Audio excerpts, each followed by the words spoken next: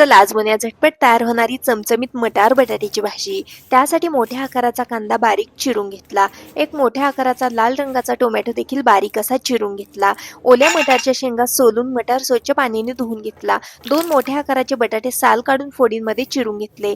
कढईमध्ये फोडणी करता तेल घातलं, त्यामध्ये मोहरी, जिरे, कढीपत्ता, बारीक चिरलेला कांदा परतून घेतला। खलबत्त्यामध्ये एक छोटंसं वाटण बनवलं, यामध्ये लसूण, आलं, हिरवी मिरची आणि कोथिंबीर कुटून घेतलं। कुटून घेतलेलं वाटण परतून घेतलं। बारीक चिरलेला टोमॅटो घातला।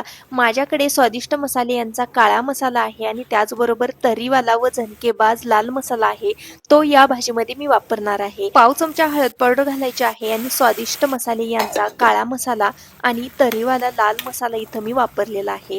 हे दोन मसाले घातले तर दुसरे कुठलेही मसाले घालण्याची आवश्यकता पडत नाही। तुम्ही देखील हे मसाले नक्की ऑर्डर करा, कारण भाजीला चव छान येते, तरी छान येते, त्याचबरोबर रंग पण छान येतो। कॅप्शनमध्ये लिंक देते, तिथून तुम्ही हे मसाले ऑर्डर करू शकता।